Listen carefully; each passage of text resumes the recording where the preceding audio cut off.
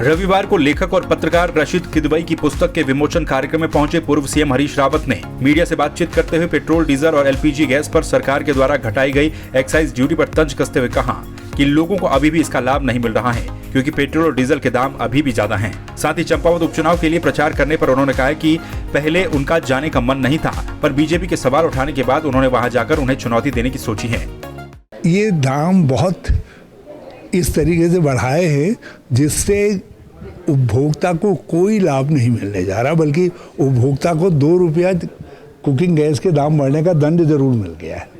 मैंने सोचा था कि मैं नहीं जाऊंगा क्योंकि अब मेरी ऐसी उम्र नहीं रहेगी कि मैं हर जगह चुनौती देने पहुंचूं।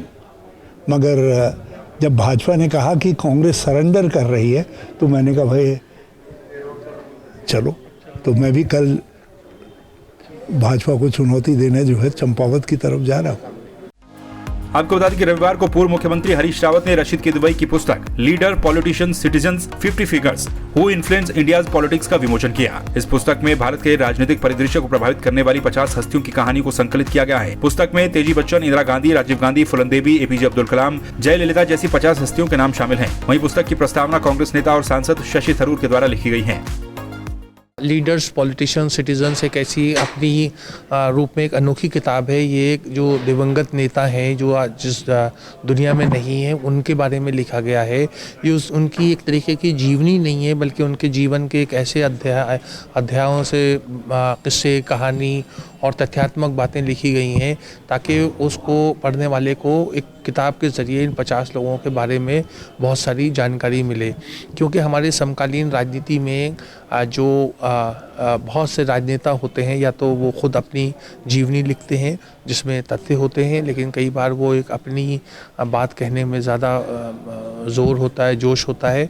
मैंने एक लेखक होने के नाते अध्ययन किया तो तमाम ऐसे लोगों के बारे में लिखने की कोशिश की कि उसमें लोगों को पता चले कि वो क्या थे, उनकी महत्वाकांक्षाएं क्या थीं, जो देश और समाज से बड़े बड़े उन्होंने निर्णय लिए, उसके पीछे उनकी क्या सोच थी और कितने कामयाब रहे। रशीद किदवई साहब ने जो किताब लिखी है वो ऐसी शख्सियत के बारे में है। उन्होंने सिर्फ 50 लिए हैं तो होंगे तो 5000 से भी ज़्यादा होंगे, पर ऐसी 50 शख्सियतों को उसमें से उन्होंने लिया है जिनका भारत को बनाने में शुरुआत से लेकर के हमारी आज़ादी के बाद से अब तक भारत का जो भी जिस तरह का भी भारत हम बना पाए हैं उसको बनाने में जिनका बहुत योगदान रहा है किसी न किसी तरह से। उसमें राजनेता भी हैं, उसमें गैर राजनेता नौकरशाह भी हैं, उसमें उद्योगपति भी हैं, उनको उन्होंने शामिल किया है।